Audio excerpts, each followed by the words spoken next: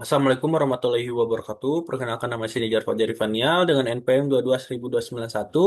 Di sini saya akan mempresentasikan tugas mata kuliah saya yaitu Pelindungan HAM dengan judul Perlindungan HAM Internasional dengan judul International Covenant on Civil and Political Rights atau ICCPR dan Dasar Pelindungan Hak Asasi Manusia.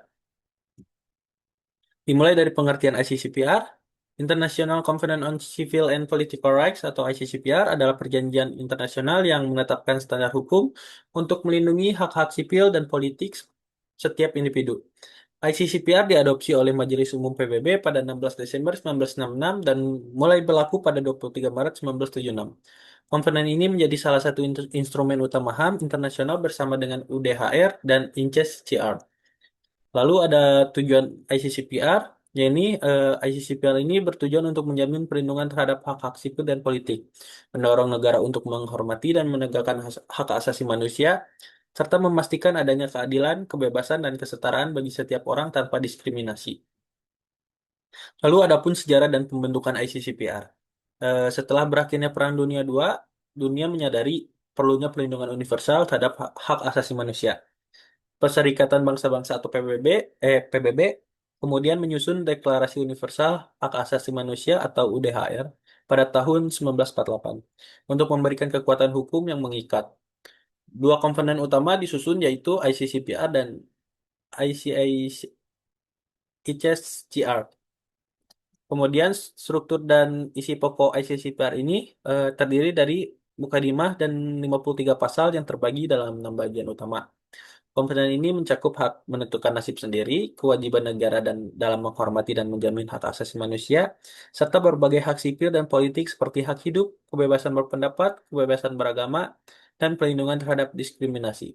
Selain itu, dibentuk Komite Hak Asasi Manusia untuk memantau pelaksanaannya.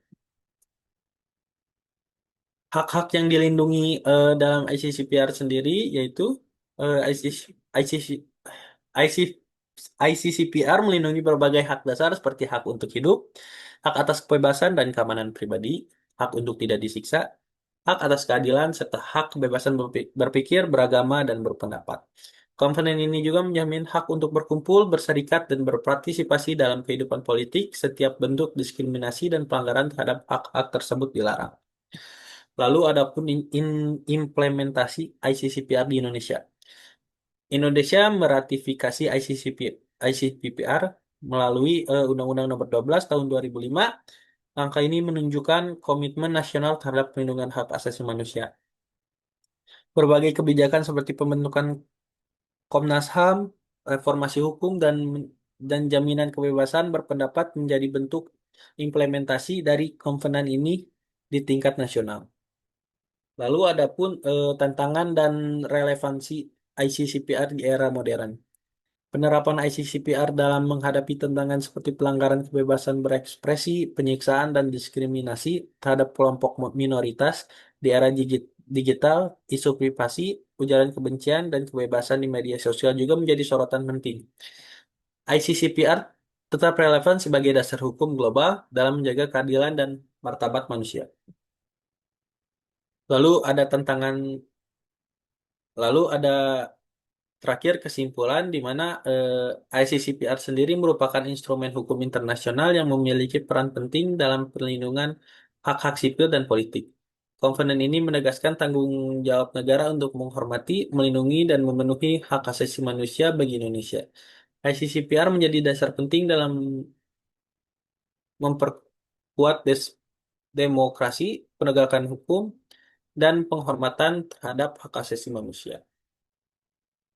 Sekian dari saya. Mohon maaf jika ada kesalahan kata. Wassalamualaikum warahmatullahi wabarakatuh.